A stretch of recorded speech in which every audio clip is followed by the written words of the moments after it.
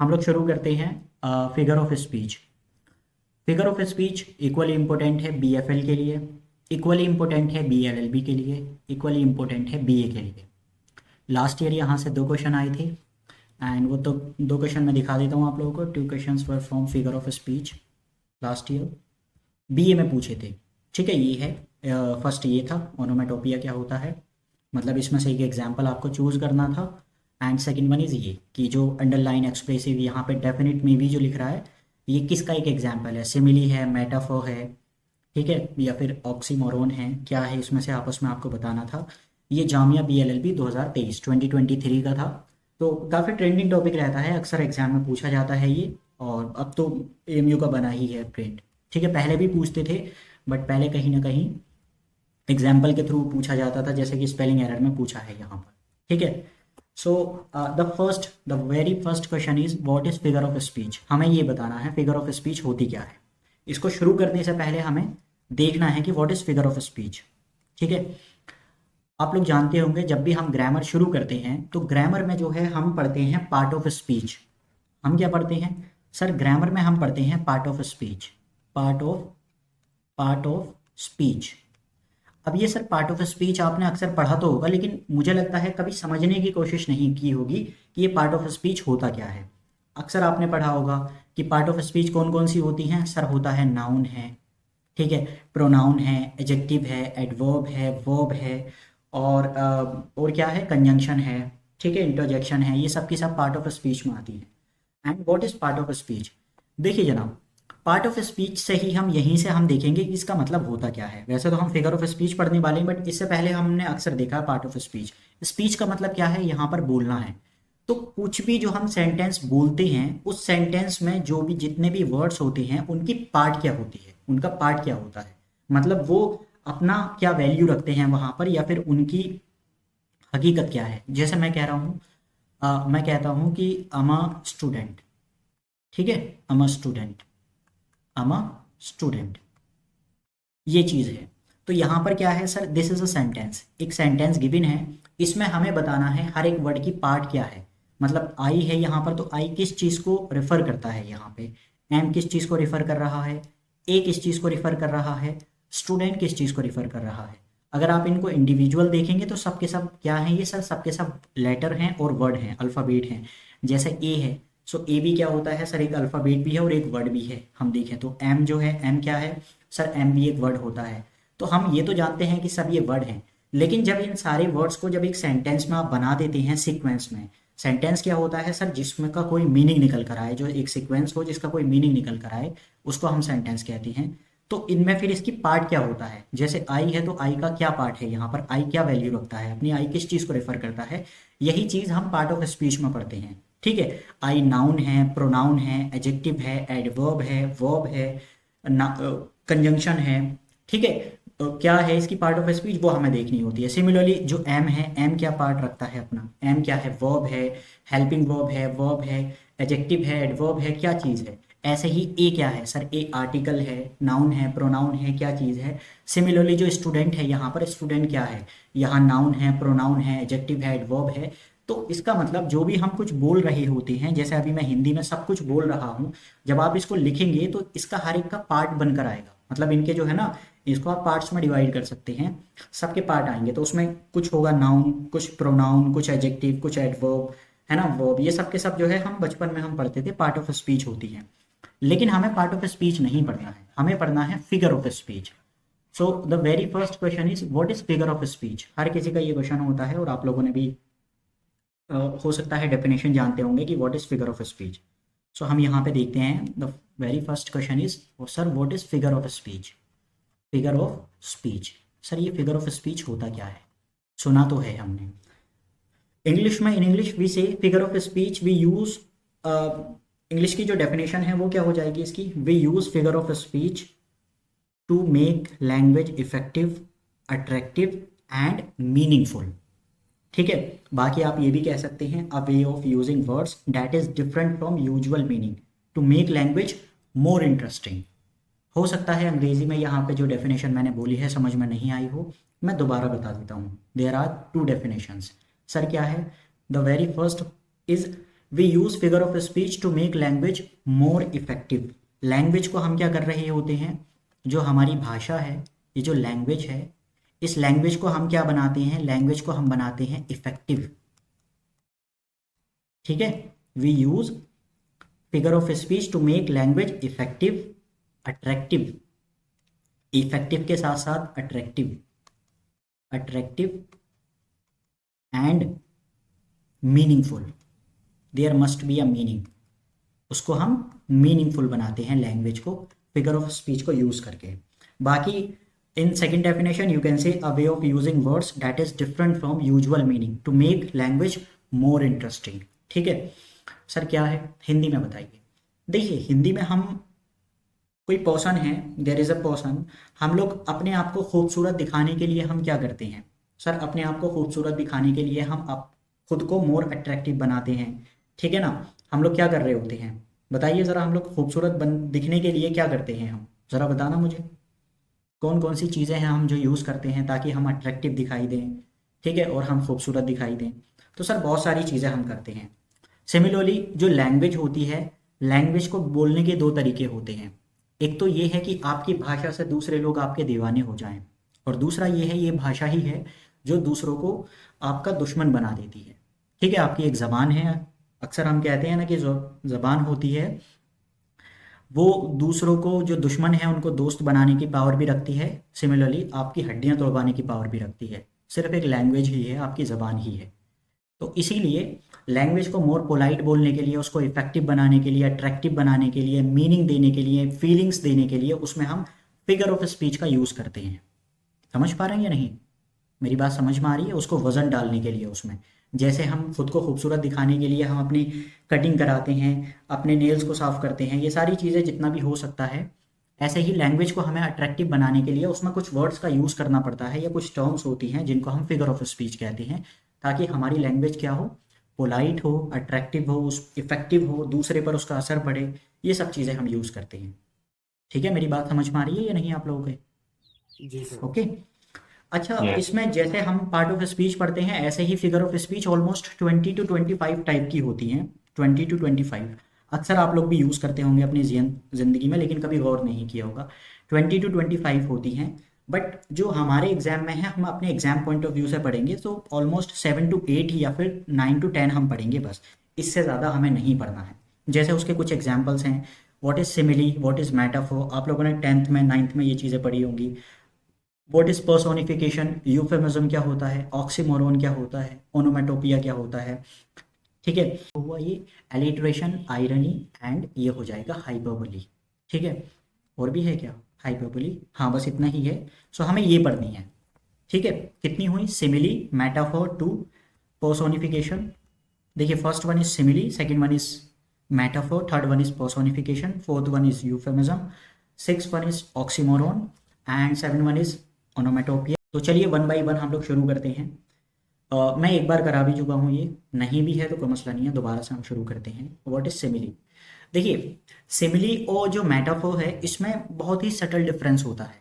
बाकी almost same ही है, लेकिन सटल डिफरेंस है इन दोनों में, इसीलिए अक्सर इनको कंपेयर करके पढ़ा जाता है। जब भी आप सिमिली पढ़ेंगे उसी वक्त आपको मेटाफोर का भी कंपैरिजन लेना होता है, क्योंकि वेरी सटल डिफरेंस है दोनों में, होता क्या है। चलिए, सो यहाँ पे हम लोग वर्सेस कर देते हैं, सिमिली वर्सेस मेटाफोर। पहली चीज़ ये है कि ये दोनों ही कंपैरिजन को शो करने के लिए यूज़ की जाती हैं। इसको भी हम लोग कंपैरिजन के लिए यूज़ करते हैं। This is used to compare and this is also. जो पहला इनका जो मतलब है वो क्या है सर, ये जो यूज़ किए जाते हैं वो कंपैरिजन के लिए किया जाता है इनको यूज़। ठीक है, और जहां पर भी आपको सिमिली दिखाई देगा, there will be two adverbs. Two adverbs के साथ इसका हमें यूज दिखता है, और वो क्या है, एक तो आपको एज एंड लाइक से कंपेयर किया जा रहा होगा। जहां पर भी आपको एज एंड लाइक वर्ड दिखाई देंगे, वो जो एग्जाम्पल है डैट वुड बी सिमिली का एक एग्जाम्पल होगा वहां पर। ठीक है, और जो मेटाफोर है वो भी हम कंपेयर के लिए यूज करते हैं, बट विदाउट यूजिंग लाइक और as. without using, we use metaphor but without using like or as, like और एज, ठीक है, दोनों ही कंपेयर के लिए यूज किए जा रहे हैं, बट एक में हम लाइक और एज का यूज कर रहे हैं, दूसरे में हम लाइक और एज का यूज नहीं कर रहे हैं। ठीक, इसमें हम एक चीज और है, और वो ये है यहाँ पर डायरेक्ट कंपेयर। जब हम लाइक और एज का यूज नहीं कर रहे हैं, डेट मीन्स कि हम डायरेक्ट कंपैरिजन बोलेंगे। सो मेटाफोर में डायरेक्ट कंपैरिजन होता है, सिमिली में इनडायरेक्ट कंपैरिजन होता है।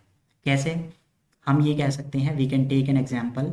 कोई भी है, यहाँ पर आप ए की जगह कोई भी वर्ड रख सकते हैं। ए छोड़िए, यहाँ पर हम लोग एक्स रख लेते हैं, ठीक है।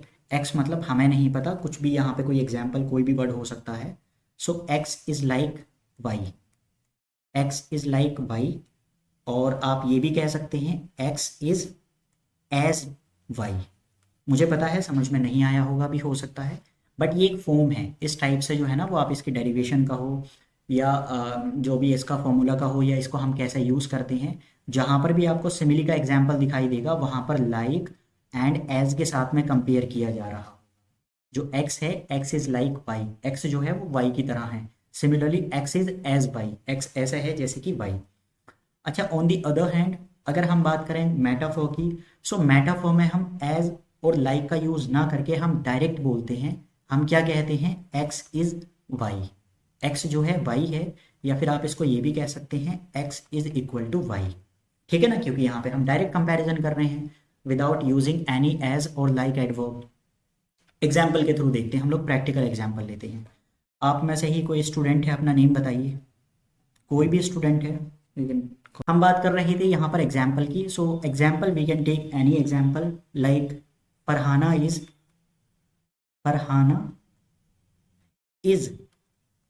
As beautiful, Farhana is as beautiful as a rose, as a rose, ठीक है। इसी के साथ साथ हम एक और एग्जाम्पल ले लेते हैं। Faria is as beautiful, Faria is as beautiful as the moon, ठीक है। और कोई है?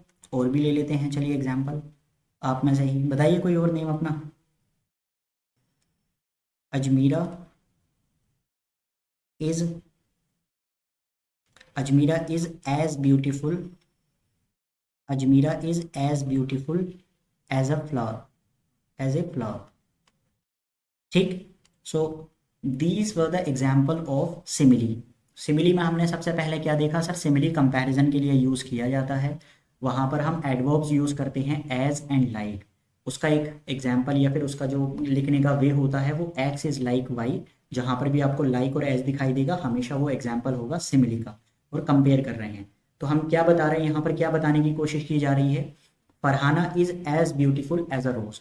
तो ये क्या है सर? जो हमारा एक सेंटेंस है उसको ना इफेक्टिव वे में हम शो कर रहे हैं, और वहां पर उसमें हम जान डाल रहे हैं एक सेंटेंस में, ठीक है। So Farhana is as beautiful as a rose, यानी कि फरहाना इतनी खूबसूरत है जितना कि एक रोज। ऐसे ही Faria is as beautiful as the moon, Faria इतनी खूबसूरत है जितनी की मून। वो बात अलग है, मून पर अपनी खुद की ना तो रोशनी है, और मून पर गड्ढे अलग से हैं, वहां पर धूल ही धूल है चारों तरफ, ठीक है। मून पर खुद की रोशनी भी नहीं है, बट फिर भी वी कैन स्टिल कंपेयर, ठीक है। Faria is as beautiful as the moon. Similarly Ajmira is as beautiful as a flower. So these were the example of simile. Simile में क्या है सर? एज एंड हम जो है वो लाइक का एग्जाम्पल, ठीक है, हम यूज करके जो है वो क्या करते हैं? कंपेयर कर रहे होते हैं।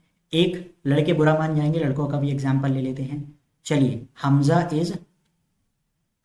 Is like a lion, Hamza is like a lion, ठीक है। सो सर हमने एज भी यूज कर लिया एंड लाइक भी यूज कर लिया। हमजा का जो कंपेयर हम कर रहे हैं वो किससे करके दिखा रहे हैं सर? वो लाइन से। अच्छा एक बात बताइए, ये किस चीज को शो कर रहा है? क्या हमजा शेर है? ये बताइए जरा, हमजा शेर है? हम्म हम हमजा किस चीज को यहाँ पर एट्रीब्यूट कर रहा है? यहाँ पर लाइन जो है सर, वो उसकी करेजियस, यानी कि वो कितना फियरलेस है ना, डर कितना फियरलेस है या कितना करेज है हमजा के अंदर, उस चीज को शो कर रहा है। यही एक तो ये तरीका था कि हम यहाँ पे शो कर सकते थे कि Hamza is a fearless boy, बाकी हमने वो ना बोलकर हमने और उसमें एक जान डाल दी लैंग्वेज में, एंड दैट इज सिमिली। हमने सिमिली का एग्जाम्पल यूज करके Hamza is like a lion. ठीक है, so these for the example of simile. आइए हम देखते हैं मेटाफोर के एग्जाम्पल होते हैं। हमने क्या कहा, मेटाफोर में हम लाइक और एज का यूज नहीं करते हैं, हम डायरेक्ट शो करते हैं। डायरेक्ट कैसे हो जाएगा, जैसे यहाँ पर हम कह देंगे Junaid is like a lion ना बोलकर हम कहेंगे Junaid is lion, Junaid is lion. So हमने डायरेक्ट ही यहाँ पर शो कर दिया विदाउट यूजिंग लाइक और as. So this is the example of metaphor. ठीक है, जुनैद इज लायन। यहाँ हम ये नहीं कह रहे हैं Junaid is like a lion, नहीं, जुनैद इज लायन। तो शो ये भी वही सेम कर रहा है, बट यहाँ पर डायरेक्ट कंपेयर किया जा रहा है, डायरेक्ट कंपैरिजन है। आपने डायरेक्ट विदाउट यूजिंग लाइक और एज। सिमिलरली हम कह देंगे, अक्सर हम लोग कह रहे होते हैं हिज वर्ड्स, यानी कि किसी इंसान के जो शब्द हैं, जो हमने शुरू में बात की थी, his words were poison, his words were poison, यानी कि उसके जो शब्द थे वो क्या थे, जहर थे। लाइक पॉइजन्स नहीं, लाइक पॉइजन नहीं, बट डायरेक्ट हमने कंपेयर कर दिया कि उसके जो शब्द थे वो क्या थे, जहर थे, हिज वर्ड्स वर पॉइजन। ठीक है, बाकी हम ये भी कह सकते हैं, यहाँ पे एक एग्जाम्पल और ले लीजिए, और ये नीचे वाला जो एग्जाम्पल है ना, इसको मैं फिलहाल के लिए इरेज कर देता हूँ, ये जो है यहाँ पे। सो एक एग्जाम्पल हम और ले लेते हैं यहाँ पे, and it would be she is, किसी भी हम गर्ल की बात कर रहे हैं, she is a princess, she is a princess. ठीक है, she is a princess to her parents, to her parents, यानी कि कोई भी लड़की है जो अपने पेरेंट्स के लिए क्या है, वो प्रिंसेस है, रानी है। अब ये रानी तो है नहीं, ठीक है, इस वक्त जो है आज के ज़माने में 21st सेंचुरी में कहीं राजा और रानी तो होते नहीं हैं, बट स्टिल हम जो है वो ज़्यादा चाहत को शो कर रहे हैं यहाँ पे, या फिर वही जाहिर सी बात है, यानी कि जो लैंग्वेज, जो हमारे शब्द हैं उसमें हम इफेक्टिवनेस शो कर रहे हैं, और ताकि वो मोर अट्रैक्टिव बन पाए लैंग्वेज को। ठीक है, ये चीज़ जो थे यहाँ पर जो है indirect comparison with using like और as is the example of simile. यहाँ पे हम विदाउट यूजिंग लाइक और as is the example of metaphor. कोई प्रॉब्लम तो नहीं है इसमें किसी को? यहाँ डायरेक्ट कंपैरिजन होता है, यहाँ इनडायरेक्ट कंपैरिजन होता है। Is it clear? कोई प्रॉब्लम तो नहीं है? समझ में आया मेटाफोर और सिमिली होता क्या है, what is the difference? Yes sir. अच्छा, इसको और देखिए हम लोग क्या कर सकते हैं सर, आप ये भी कर सकते हैं इसमें कि और शॉर्ट बना दें ताकि आप लोगों को परेशानी ना हो। तो एक स्लाइड और लेकर हम लोग इसको और शो कर, मतलब शॉर्ट करते हैं। कैसे? देखिए, हमने अभी तक क्या पढ़ा सर, अभी तक हम लोगों ने पढ़ा सिमिली जो है, सिमिली में हम क्या कर रहे होते हैं सर, सिमिली में आप यूज कर रहे होते हैं, सिमिली में कर रहे होते हैं कंपैरिजन, कंपैरिजन। सिमिली में हम क्या करते हैं, कंपैरिजन यूजिंग लाइक और एज। ठीक, ये याद रखेंगे आप। ऐसे ही मेटाफोर में हम लोग क्या करते हैं, मेटाफोर में हम लोग क्या करते हैं सर, यहाँ पर भी कंपेयर ही किया जा रहा होता है, बट विदाउट यूजिंग लाइक और एज। मेटाफोर में हम क्या करते हैं, डायरेक्ट कंपैरिजन। आप लोग जो है वो डायरेक्ट कंपेयर कर रहे होते हैं, डायरेक्ट कंपैरिजन की हम बात कर रहे हैं, डायरेक्ट कंपैरिजन। ठीक है, डायरेक्ट कंपैरिजन ये चीज़ हो जाएगी। सो वही पीछे से हम लोग एक एग्जांपल ले सकते हैं। एग्जांपल हो जाएगा Farhan is like a lion. ठीक है, और यहाँ पर क्या है, जुनैद इज लायन। तो ये किसका एग्जाम्पल है जो हमने पहले लिखा है, Farhan is like a lion, क्योंकि इसमें लाइक और एज का यूज किया जा रहा है। डेट मीन्स ये जो एग्जाम्पल है दिस इज सिमिली, ये है सिमिली का एग्जाम्पल। और हमने डायरेक्ट जुनैद को लाइन से कंपेयर कर दिया विदाउट यूजिंग लाइक और एज। सो ये एग्जाम्पल है मेटाफोर का। बस इतना ही डिफरेंस था, इसके अलावा और कुछ भी नहीं था। और भी हम लेते हैं, कोई और एग्जाम्पल लेते हैं, बताइए आप लोग। यूज़ किया जाए वही, हम पीछे से उठा लेते हैं। फारिया इज क्या कहें, as beautiful, Faria is as beautiful as a flower, यानी कि फारिया इतनी खूबसूरत है जितना कि एक फूल। हम यहाँ पर क्या बोलेंगे, फारिया इज अ फ्लावर। हमने यहाँ डायरेक्ट कंपेयर कर दिया, फारिया को फूल से ही कंपेयर कर दिया विदाउट यूजिंग एज और लाइक। ठीक है, फारिया इज फ्लावर। ऐसे ही जुनैद इज लायन। सो यहाँ पे हो जाएगा Farhan is like a lion and Faria is as beautiful as a flower. किसी को कोई प्रॉब्लम तो नहीं है इन दोनों में? Clear? Exactly. The next one is personification. Personification name से ही क्लियर है कि यहाँ पर जो है कहीं ना कहीं किसी पर्सन की बात की जा रही होगी, पर्सन से ही मिलकर पर्सोनिफिकेशन बना है ना। सो पर्सोनिफिकेशन कहाँ पे हम यूज करते हैं? Personification is used to non human thing acts like a human. मतलब जो पर्सोनिफिकेशन में होता क्या है, नॉन ह्यूमन थिंग्स जो होती हैं या जितनी भी नॉन लिविंग थिंग्स हैं एक्ट्स लाइक अ ह्यूमन। ये कैसे काम करती हैं? Acts like a human. बाकी हम ये भी कह सकते हैं personification is a figure of speech in which human qualities are given to non living things और एनिमल्स। क्या कहेंगे हम? सर देखिए, personification is a figure of speech in which personification is a figure of speech in which human qualities human qualities human qualities are given to किसको? To non living, human qualities are giving to non living things, ठीक है, और animals, या तो non living things को या फिर animals को, उसको ही हम लोग पर्सोनिफिकेशन कहते हैं, ठीक है। और इसमें ये भी आप कह सकते हैं कि non living things act like a person, और शॉर्ट में अगर आपको बनाना है so it would B non living things non living things acts like a person. आके दुनिया में भी अगर सिलेक्शन ना लिया तो क्या किया? वही, हाँ, आके दुनिया में भी अगर सिलेक्शन ना लिया तो क्या किया? तो चलिए शुरू करते हैं। Non living things acts like a person, कैसे? कुछ एग्जांपल्स हो सकते हैं, जैसे पर्सोनिफिकेशन में हम कहते हैं the sun smiled at me, the sun smiled the sun smiled at me. Smile के साथ जो फिक्स प्रपोजिशन आती है डेट इज एट मी, ठीक। ये एक एग्जाम्पल। सर क्या किया है हमने यहाँ पर? सन क्या है? सन एक नॉन लिविंग थिंग है। नॉन लिविंग थिंग को जो है आप क्या ऐसे दिखाने की कोशिश कर रहे हैं या उसको एक ऐसी क्वालिटी दे रहे हैं कि सन ने मेरे ऊपर हंसा। अब ये क्या बेहूदगी वाली बात हुई? आप समझ पा रहे हैं ना कि सर ये जो सन है वो कैसे हंस सकता है? तो बस यही है बात है। जो बात है ये हम लैंग्वेज पढ़ रहे हैं, यहाँ पर कोई कंसेप्ट नहीं पढ़ रहे हैं हम, वही चीज़ है, ठीक है। यानी कि सन स्माइल एट मी, आपने एक नॉन लिविंग थिंग को कौन सा दर्जा दे दिया? एक पर्सन का, या फिर उसको एक क्वालिटी शो कर दी एज ए पर्सन की तरह, ठीक है। ऐसे ही आप ये भी कह सकते हैं जो माई क्लॉक या फिर माई अलार्म, मेरा जो अलार्म है, माई अलार्म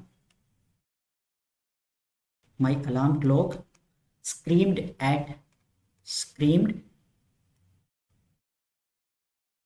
स्क्रीम्ड, ठीक है, स्क्रीम्ड एट 6 AM। तो इसकी हिंदी क्या हुई? My alarm clock screamed at 6 AM, यानी कि 6 AM पर जो है सुबह 6 बजे हमारी जो घड़ी थी वो क्या हुई थी? अलार्म क्लॉक वो चीखी थी।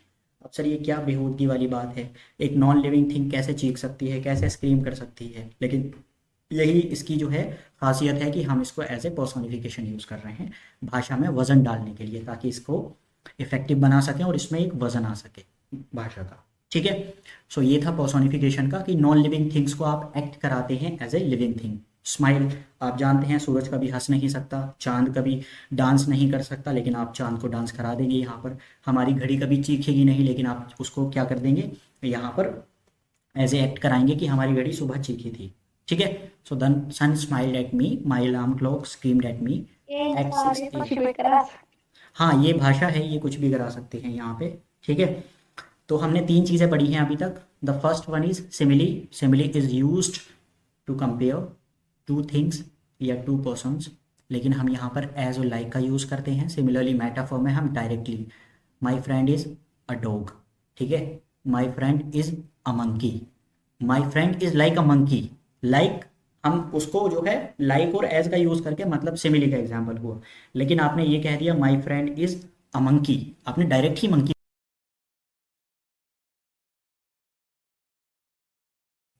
आज हम शुरू करते हैं euphemism. Sir what is euphemism? Euphemism क्या होता है? देखिए, अगर इसकी हम डेफिनेशन की बात करें तो यूफेमिज्म होता है कोई भी जो हार्श वर्ड्स होते हैं उसको हम पोलाइट वे में कहते हैं। ठीक है, जो हार्श वर्ड्स होते हैं, तो इसकी डेफिनेशन की बात करें सो we can say a polite way, a polite way, a polite way to say something, to say something, a polite way to say something harsh. ठीक, यानी कि जो बहुत ही भारी भरकम शब्द होते हैं या फिर जो बहुत ही हार्श वर्ड्स होते हैं उनको पोलाइट वे में कहने का। जैसे दो तरीके हैं, किसी की डेथ होती है, एक तो ये है आप वहाँ पर जाकर उसकी डेड बॉडी पर जाकर आप क्या कहेंगे, चल बसा, मर गया। ठीक है, आपसे कोई पूछ रहा है कि क्या हुआ इनको, कि चल बसा, मर गया। ठीक है, तो आप समझ पा रहे हैं क्या मसला है इसका? या हम अक्सर डाइड भी यूज़ कर रहे हैं, डाइड भी जो है वो हार्श वर्ड ही होता है। इंस्टीड ऑफ सेइंग हम कह सकते हैं ही पास्ड अवे। ठीक है, क्या कहते हैं, ही पास्ड अवे, ही पास्ड अवे, ही पास्ड अवे, मतलब दोनों का सेम ही है, यानी कि इनकी डेथ हो चुकी है। तो instead of saying died, he died, we say he passed away. तो यहाँ पर हम कह सकते हैं इंस्टीड ऑफ डाइड, जो हम डाइड यूज़ करते हैं, ठीक है, यानी कि dead, he is dead, dead की जगह आप कह सकते हैं ही पास्ड अवे। इसको ही हम कहते हैं यूफेमिज्म। बाकी एक दोस्त है आपका जो अभी क्या है, अभी जॉब की तलाश कर रहा है, अभी उसको जॉब नहीं मिली है। सो एक तरीका तो ये है, चार लोगों में आप बैठे हैं, आपका दोस्त आता है, आप उससे कहते हैं, कोई भी आपसे पूछता कि हु इज़ ही, आप कहेंगे ही इज़ अनएम्प्लॉयड। क्या कहेंगे, sir he is unemployed, instead of saying unemployed. अब कितना भद्दा सा नज़र आता है ना, कितना भद्दा सा लगता है कि यार तुम बेरोज़गार हो। आप किसी के, कोई आपके घर पे आया था, आपने कहा कि तुम बेरोज़गार हो। सो इंस्टीड ऑफ सेइंग बेरोज़गार या फिर अनएम्प्लॉयड, आप कह सकते हैं ही इज़ बिटवीन जॉब्स, यानी कि ही इज़ बिटवीन जॉब्स। अभी वो क्या कर रहा है, अभी जॉब की तलाश कर रहा है वो, ही इज़ बिटवीन जॉब्स। ठीक है, ये चीज़ होती है, इसको ही हम लोग यूफेमिज्म कहते हैं, यानी कि जो हार्श वर्ड्स होते हैं जो हम अक्सर अपनी ज़िंदगी में यूज़ करते हैं उनको माइल्ड, थोड़ा सा हल्का दिखाने के लिए, ताकि वो बहुत भारी भरकम ना नज़र आए। So instead of unemployed, unemployed, unemployed, एक तरीका तो वही था, हमने क्या कहा कि ये बेरोज़गार है। अब बेरोज़गार ना कहकर कितना भद्दा सा नज़र आता है ना, एकदम दिल पे बात लगती है कि आप बेरोज़गार हैं, 22 साल के आप हो गए हैं और आप बेरोज़गार हैं, अभी भी घर के टुकड़ों पर पल रहे हैं, तो कितना भारी सा लग रहा है ये। Instead of saying we can say he is between jobs, इसका मतलब ये हुआ कि भाई साहब अभी जॉब की तलाश कर रहे हैं, या इनडायरेक्टली आप उनको बेरोज़गार बोल रहे हैं। डायरेक्टली किसी को बेरोज़गार ना बोलकर आप इनडायरेक्टली बेरोज़गार कहेंगे तो उसको हम लोग यूफेमिज्म कहते हैं। ठीक है, चल बसा, मर गया, ठीक है ना, टपक गया, ये कितनी अजीब सी भाषा है ना। So instead of saying he passed away, टपक गया, मर गया, चल बसा, ये सब के सब जो है हार्श वर्ड्स की कैटेगरी में आते हैं। बाकी एक चीज़ और अक्सर आपने सुना होगा कि you are fired.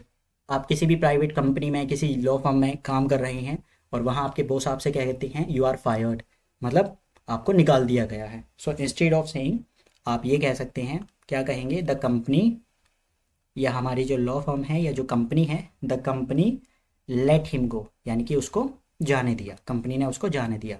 Instead of saying कि आपको फायर कर दिया, हमने निकाल दिया, द कंपनी लेट हिम गो, उसको जाने दिया, लेट हिम गो। कोई प्रॉब्लम तो नहीं है इसमें किसी को, सभी के समझ में आया यूफेमिज्म है क्या? जितने भी हार्श वर्ड हैं वही जो मैं बार बार मैं रिपीट कर रहा हूँ कि चल गया, मर गया, टपक गया, इनके बजाय आप क्या कह रहे हैं, ही पास्ड अवे, या आप बेरोज़गार हैं, अनएम्प्लॉयड हैं, ठीक है, 22 साल के हो गए, अभी भी बेरोज़गारी है, घर के टुकड़ों पर पल रहे हो। सो ये कहने के बजाय आप कह सकते हैं ही इज़ बिटवीन जॉब्स। ठीक है, यही इनको ही हम लोग यूफेमिज्म कहते हैं, माइल्ड वर्ड्स का यूज़ करना। बाकी you are fired, instead of saying you are fired you can say the company let him go या लेट यू गो। ठीक, कोई प्रॉब्लम तो नहीं है इसमें किसी को? हम्म,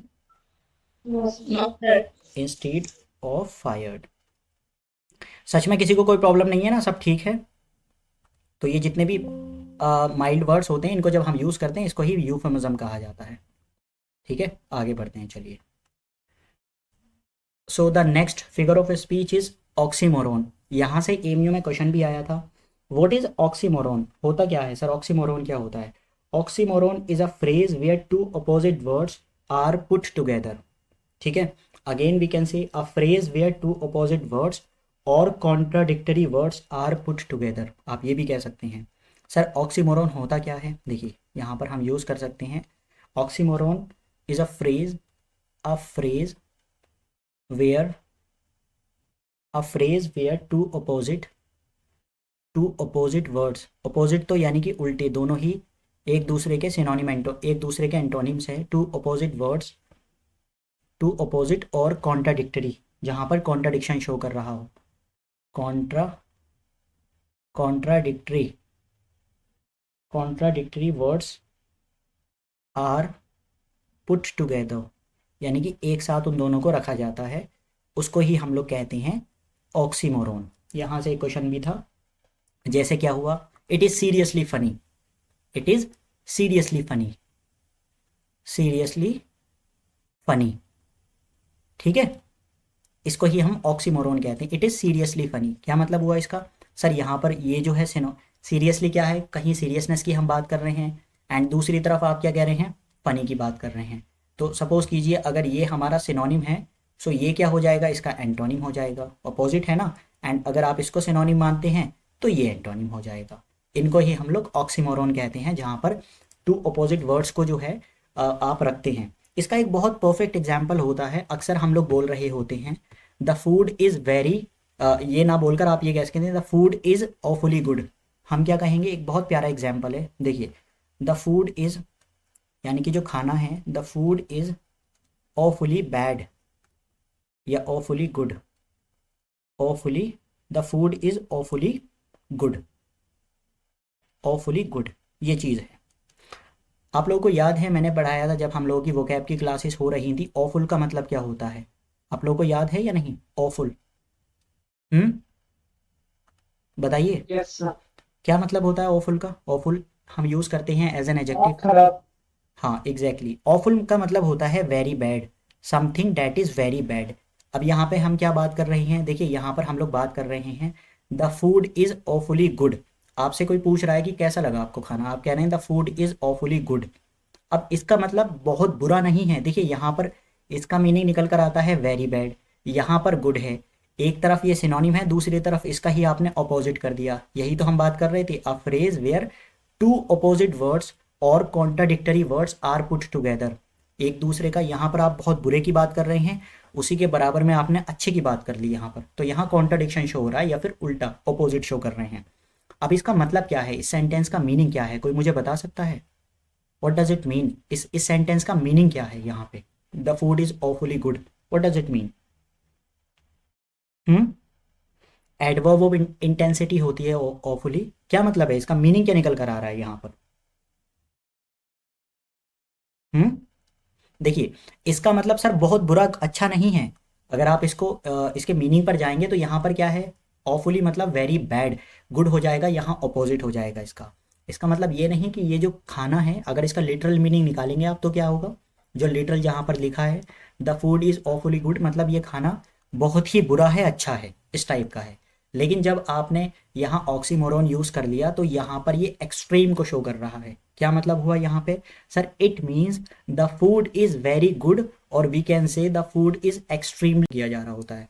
यहाँ पर भी सेम ही मतलब है इसका, यानी कि यहाँ बहुत बुरा अच्छा नहीं है, यहाँ मतलब है the food is extremely, we can say the food is, यानी कि द फूड इज़, इसका जो मीनिंग निकल कर आएगा वो होगा the food is extremely, extremely delicious, बहुत ही अच्छा फूड है ये, ठीक है, बहुत ही प्यारा, बहुत ही delicious, very delicious, extremely delicious, ये मतलब है।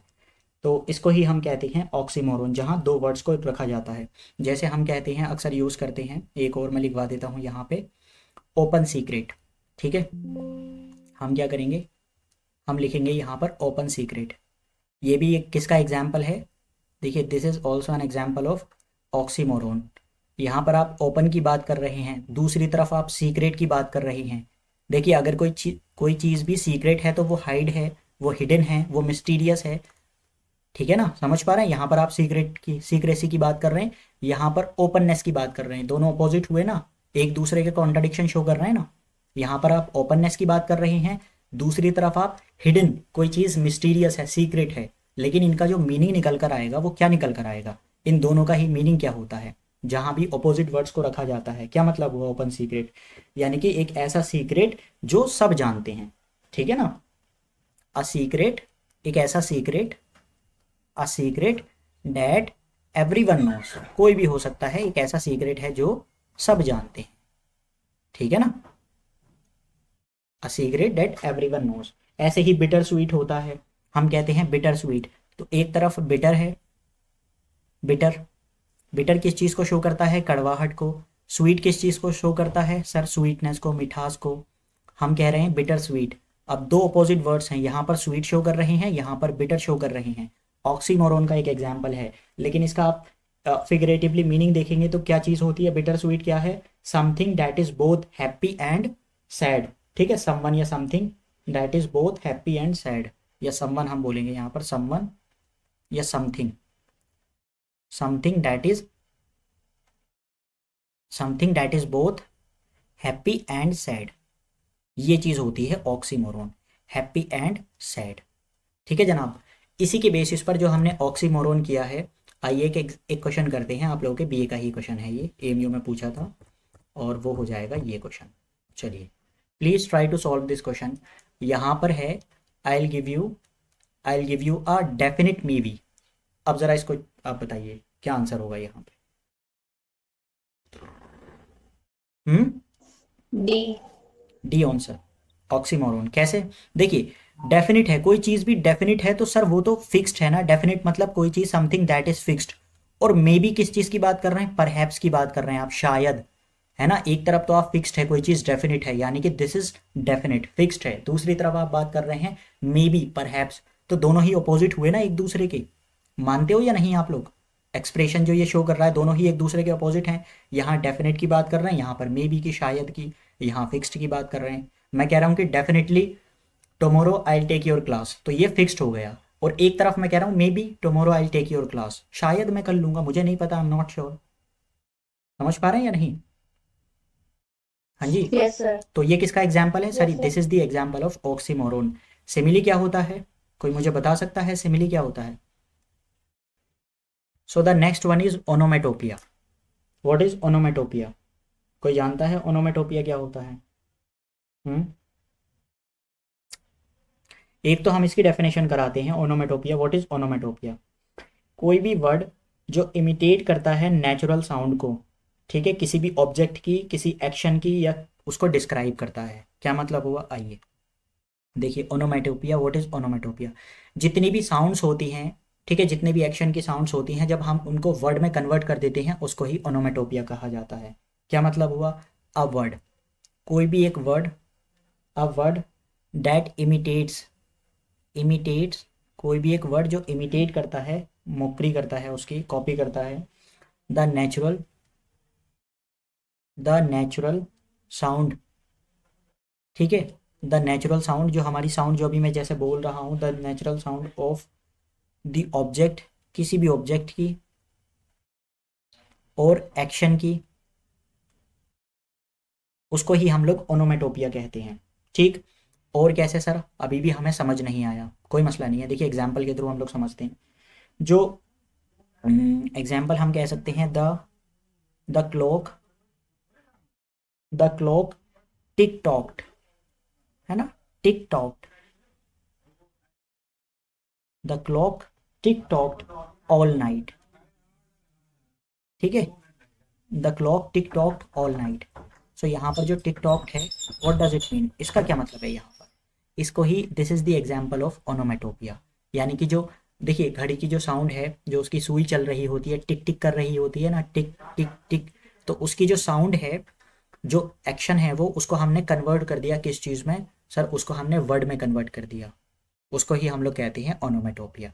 तो यानी कि घड़ी की जो साउंड है, अब उसको कैसे, भाई साउंड को आप कैसे डिस्क्राइब करेंगे, उसको कैसे रिफर करेंगे आप सर, उसको हमने एक वर्ड में कन्वर्ट कर दिया, डैट इज कॉल्ड ओनोमेटोपिया। जितनी भी साउंड्स हैं, कोई भी एक्शन की साउंड साउंड हो, या कोई भी नॉन लिविंग ऑब्जेक्ट की साउंड हो, उसको जब आप कन्वर्ट कर देते हैं वर्ड में, उसको ही हम लोग ओनोमेटोपिया कहते हैं। कोई प्रॉब्लम तो नहीं है इसमें, ठीक है। जैसे बहुत प्यारा है, अगर आप लोगों के पास में बिल्ली हो, कैट हो, तो उसकी साउंड क्या होती है, बताना ज़रा। बिल्ली की आवाज़ को हम क्या कहते हैं? म्याऊं। मियाऊं। एग्जैक्टली। तो अब देखिए वो मियाऊं करती है, अब क्या क्या मियाऊं है क्या सर, ये मियाऊं, ये मियाऊं यही है। इसको ही जब आप इसकी साउंड को, बिल्ली की आवाज़ को जब आप कन्वर्ट कर देंगे किस चीज़ में, वर्ड, उसको वर्ड फॉर्म दे देंगे, तो ये हो जाएगा मियाऊं। ठीक है, मियाऊं। वही ओनोमेटोपिया का एक एग्जाम्पल है, परफेक्ट लाउडली। यानी कि बिल्ली ने क्या किया, कैट ने मियाऊं किया। अब उस मियाऊं को आपने वर्ड में कन्वर्ट कर दिया, दैट इज कॉल्ड ओनोमेटोपिया। कोई प्रॉब्लम तो नहीं है इसमें किसी को? ठीक है ना। जितनी भी साउंड्स होती हैं, सब साउंड्स जो है आप कन्वर्ट कर देंगे, उसको ही हम। अच्छा, इसको इतनी बड़ी डेफिनेशन ना याद रखकर आप क्या याद कर सकते हैं, इसके लिए मैं आप लोगों को बहुत शॉर्ट करवा देता हूँ इसको। क्या? ये हो जाएगा, कोई भी साउंड है, कोई भी साउंड है, sound is equal to word. ठीक है। जब आप साउंड को, कोई भी साउंड है, जब आप उसको वर्ड में कन्वर्ट कर देते हैं, या कोई भी ऑब्जेक्ट की साउंड, एक्शन की साउंड, वो एग्जाम्पल होता है किस चीज़ का, ओनोमेटोपिया का। ओनो, इसकी स्पेलिंग देख लेना, स्पेलिंग भी पूछी गई थी। ठीक है, ओनोमेटोपिया। बस इतना याद रखना है आपको, ये स्लाइड जो है, ये चीज़ याद रखनी है आपने अपने जहन में, ये चीज़ हो जाएगी। यानी कि बस ये है। ठीक है जनाब, इसको हम और जो है हाईलाइट कर देते हैं। यानी कि कोई भी जो साउंड है, जब आप उसको वर्ड में कन्वर्ट कर देंगे, this is the example of onomatopoeia. मियाऊं है, टिक टॉक है, बज होती है, बैंग होती है, स्प्लैश होती है, बैबल होती है, क्रैक है, रसल है, ये सब के सब जो साउंड्स है ना, इनको ही हम लोग ओनोमेटोपिया ओनोमेटोपिया बोलते हैं। ठीक है, समझ पा रहे हैं या नहीं? ठीक है, बताइए। Yes sir. हम्म चलिए, तो ये चीज़ हुई आप लोगों के एग्जाम्पल। बाकी आइए, कुछ आपके एग्ज़ाम पॉइंट ऑफ व्यू से इम्पोर्टेंट हैं, कुछ साउंड्स को लिख लेते हैं जो कि आपके एग्ज़ाम में आने के चांसेस भी रहती हैं। और आप इसमें नहीं तो एनालॉजी में पढ़ते हैं आप लोग, जो हमारा रीजनिंग का पार्ट होता है, वहाँ पे आप लोगों को पढ़ने के लिए मिलती है। मैं कुछ लिखवा देता हूँ। जैसे बैंग होती है, बैंग जानते हैं किस चीज़ की साउंड को कहते हैं, bang? Do you know bang क्या होता है?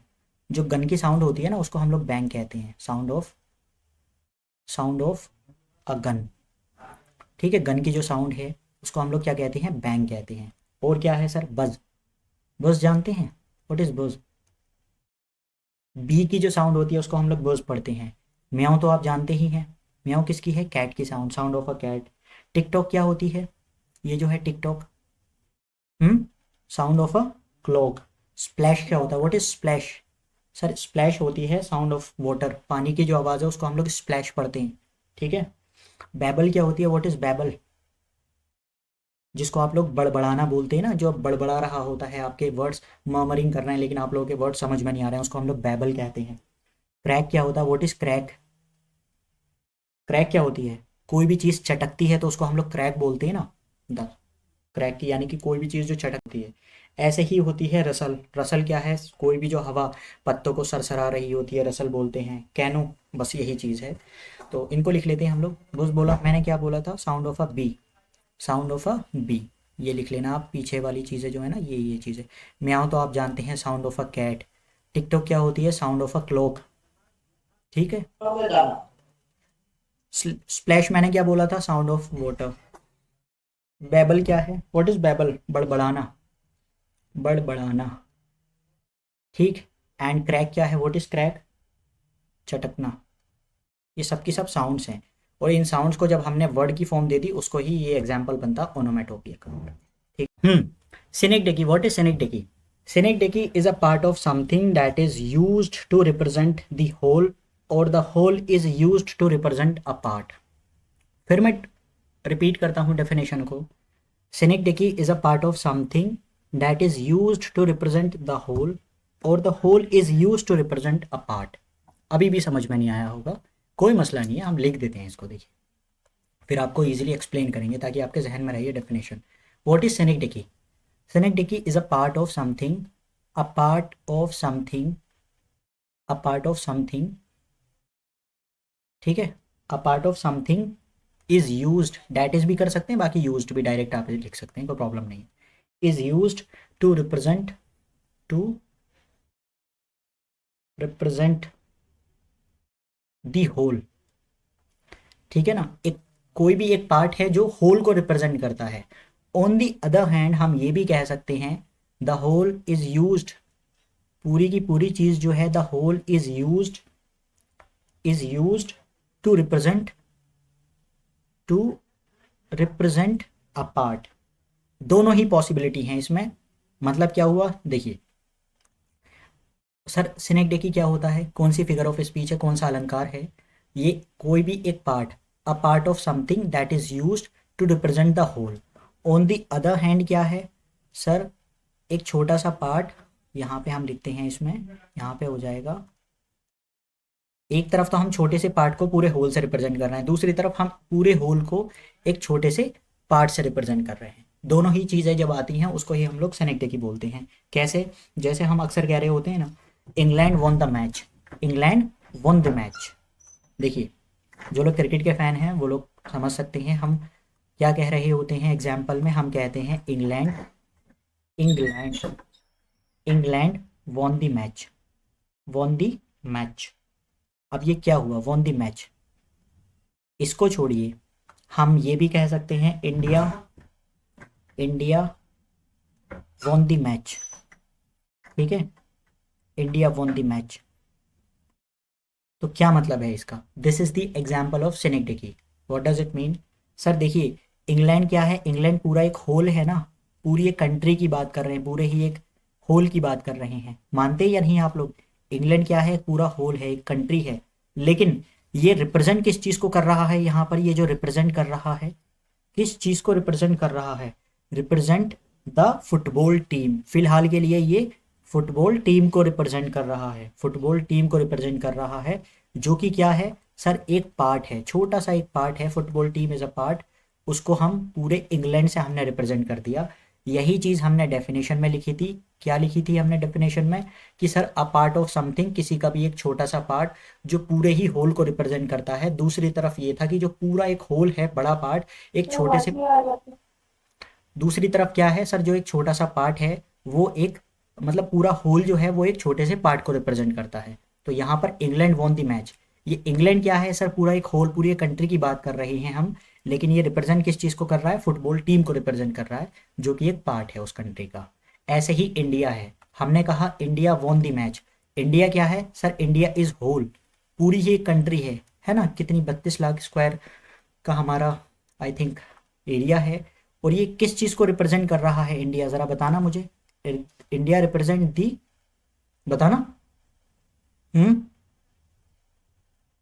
क्रिकेट टीम, ठीक है, क्रिकेट टीम जो कि क्या है सर, जो कि एक पार्ट है, जो कि एक पार्ट है।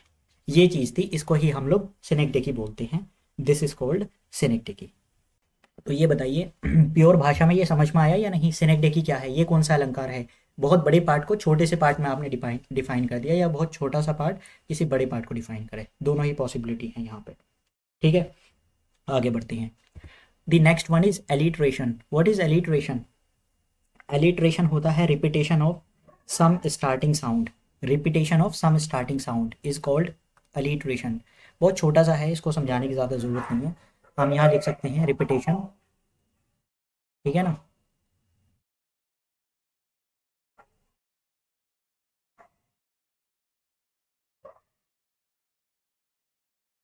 क्या हो जाएगा, repetition. What is alliteration, alliteration is repetition of some starting sound, some starting sound. जैसे आप कह सकते हैं sweet smell of success, sweet smell of success, sweet smell of success. तो इसमें कोई प्रॉब्लम तो नहीं है किसी को, ऐसे ही जो भी हैं रिपीटेशन स्टार्टिंग के जो साउंड होती हैं उनको ही हम लोग एलिट्रेशन बोलते हैं। जहाँ जैसे यहाँ पर क्या चीज़ है, स्वीट है, स्वीट भी ऐसे शुरू है, स्मेल भी, साउंड भी, बस ये चीज़ है। व्हाट इज़ आयरनी, आयरनी क्या है, आयरनी होती है words mean opposite of what is sad, जो भी आप कहते हैं उसका अपोजिट आपके एक्शन में शो होता है, उसको ही हम लोग कहते हैं irony. Irony, what an irony, यानी कि ऐसे शब्द, वर्ड्स जिनका मतलब होता है mean opposite words, mean opposite of what is sad, जो कहा गया है उसका अपोजिट मीनिंग निकालते हैं व्हाट इज सैड।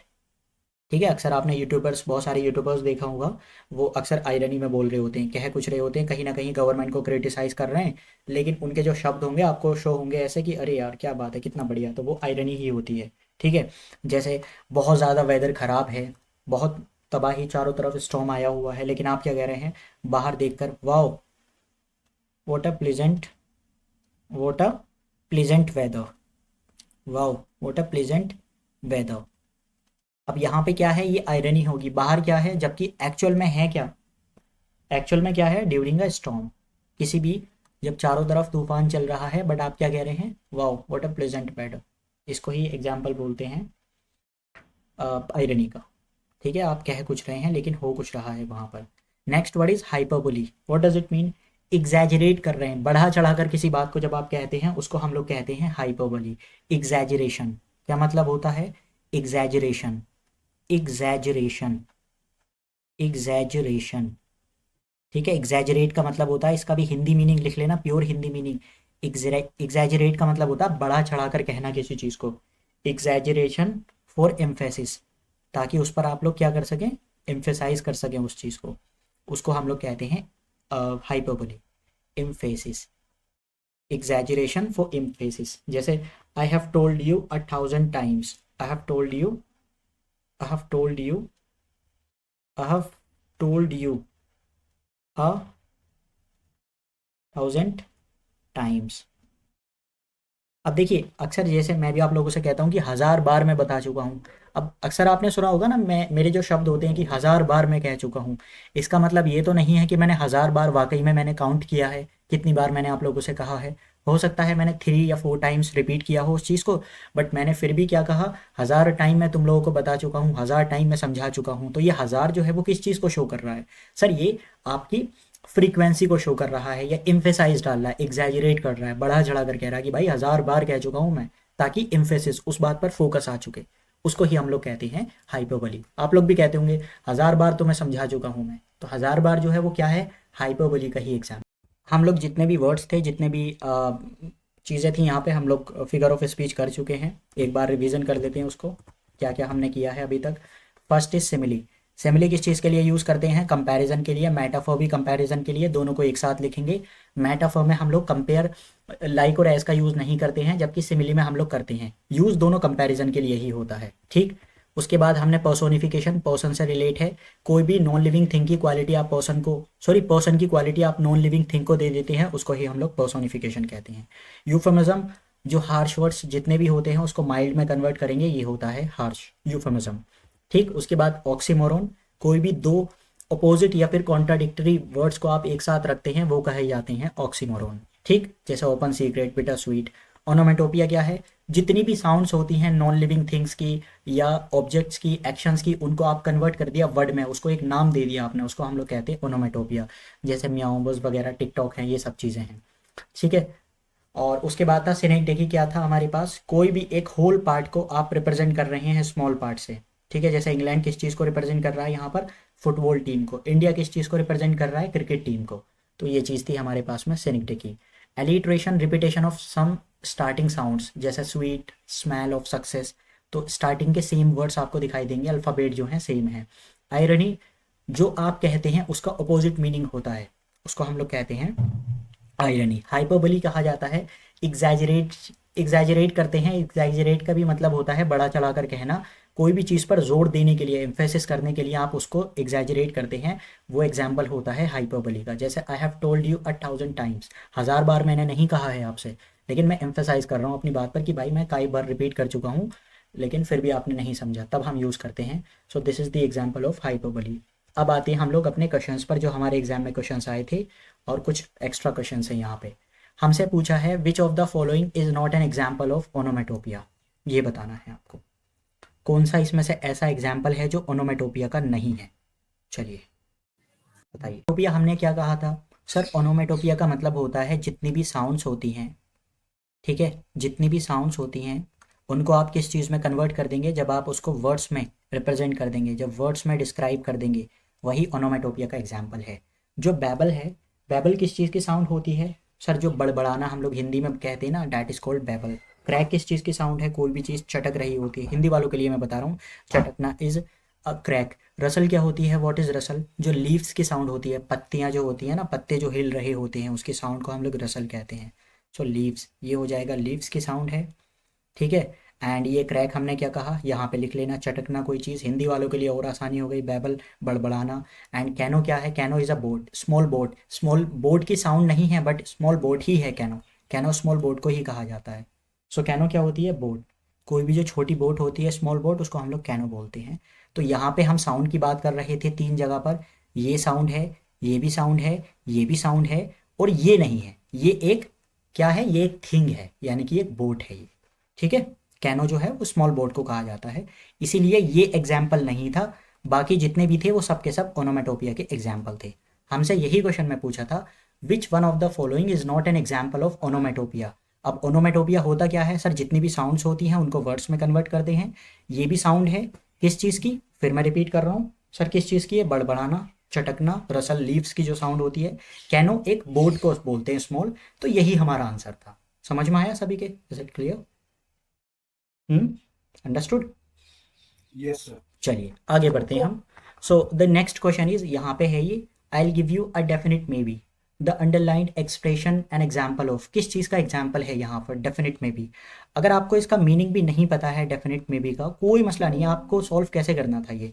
देखिए, आपने सॉल्व ऐसे करना था ये, हम जानते हैं सबसे पहले तो हमें सभी का मीनिंग पता होना चाहिए। सिमिली क्या है? Simile is used to compare, ठीक है, दो चीज़ों के लिए सिमिली। सिमिलरली मेटाफोर भी हम यूज़ करते हैं, और इसमें हम लाइक और एज का यूज़ करते हैं कंपेयर में। यहाँ पे हम लाइक एज का यूज़ नहीं करते हैं। सिनिकडेकी हमने क्या बोला था? कोई भी एक होल पार्ट होता है वो स्मॉल पार्ट को रिप्रेजेंट करने के लिए काम आता है। ऑक्सीमोरोन हमने क्या बोला था सर? ऑक्सीमोरोन वो चीज़ है जहाँ पर दो अपोजिट वर्ड्स को या फिर कॉन्ट्ररी कॉन्ट्राडिक्शन शो करने के लिए जहाँ पर भी आप यूज़ करते हैं, that is the example of oxymoron. जहाँ कॉन्ट्राडिक्शन शो किया जा रहा होता है या फिर अपोजिट वर्ड्स को आप एक साथ रख देते हैं।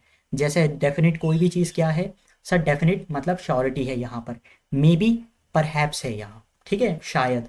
यहाँ आप डेफिनेट की बात कर रहे हैं, मतलब ये 100% श्योर हैं आप यहाँ पे। एंड यहाँ पर क्या है? मे बी, परहैप्स की बात कर रहे हैं, शायद। यहाँ पे हम बात कर रहे हैं शायद की। तो ये क्या है सर? ये एक दूसरे के अपोजिट हुए, ठीक है ना। एक दूसरे के क्या हो जाएंगे? ये दोनों ही वर्ड्स। यहाँ श्योर हैं आप, यहाँ श्योर नहीं है, you are not sure here. सो ये हो जाएंगे एंटोनिम्स, एक दूसरे के एंटोनिम्स। और यही हमने बात की थी, तो this is the example of oxymoron, ठीक है। समझ में आया या नहीं? Is it clear? This is the example of oxymoron. इसी के जैसे ये जामिया BLLB 2023 में आया था। ये बताइए इसमें से क्या आंसर हो सकता है?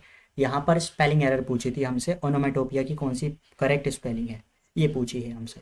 A. सो कौन सा आंसर हो A. जाएगा सर? यहाँ पर ए आंसर हो जाएगा, A is the correct answer, ठीक है। इसी के साथ साथ हमारे पास में कुछ क्वेश्चंस हैं जो कि एक्स्ट्रा आपकी प्रैक्टिस के लिए मैंने यहाँ पे रखे हैं। इनको हम लोग सॉल्व करने की ट्राई करते हैं। 6 क्वेश्चन होंगे, 1 2 3 4 5 एंड 6 ही क्वेश्चन हैं। चलिए इनको सॉल्व करते हैं हम लोग एंड देखते हैं हमारा क्या आंसर आता है, ठीक है। यहाँ से कुछ क्वेश्चन हैं जो कि हमें प्रैक्टिस करने हैं। सो पहला क्वेश्चन है, you are the sunshine of my life. अब ये किसका एग्जाम्पल है? You are the sunshine of my life.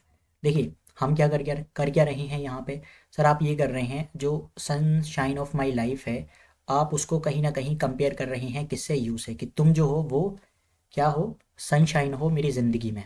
सो ये किसका एग्जाम्पल हो जाएगा sir? It will be the example of metaphor. ये हो जाएगा आपका मेटाफोर का एग्जाम्पल, ठीक है। पर्सोनिफिकेशन में नॉन लिविंग थिंग्स को एक्ट कराते हैं एज ए ह्यूमन क्वालिटीज आप दे देती हैं, नॉन लिविंग ऑब्जेक्ट जितने भी होते हैं। सो ये एग्जाम्पल है मेटाफोर का। अगर यहाँ पे डायरेक्टली हम बोलते you are as the sunshine of my life, तो होता हमारा सिमिली का एग्जाम्पल। आगे बढ़ते हैं। Necessity is the mother of invention. हमसे कहा है necessity is the mother of invention, क्या मतलब हुआ सर? देखिए हम जो है वो एक नॉन लिविंग ऑब्जेक्ट है, उसको हमने कौन सी क्वालिटी दी है? मदर की क्वालिटी दी है, यानी कि नेसेसिटी क्या है? वो मदर ऑफ इन्वेंशन है। सो ये एग्जाम्पल हो जाएगा किस चीज़ का? पर्सोनिफिकेशन का, ठीक। My mother is like a star in the sky, हमने देखा था कि जहाँ पर भी लाइक और एज का यूज़ करके हम कंपेयर करते हैं उसको हम कहते हैं सिमिली। ठीक। Next word is father Anthony cried a river of tears.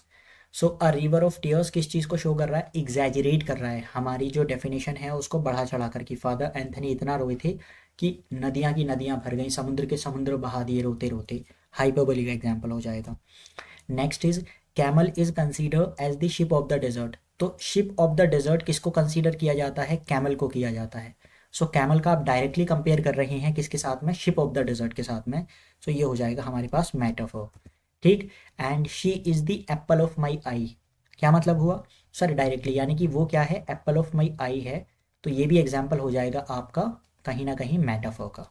ठीक है, डायरेक्टली ही आपने डायरेक्ट कंपेयर कर दिया, इसका डायरेक्ट कंपैरिजन की हम बात कर रहे हैं।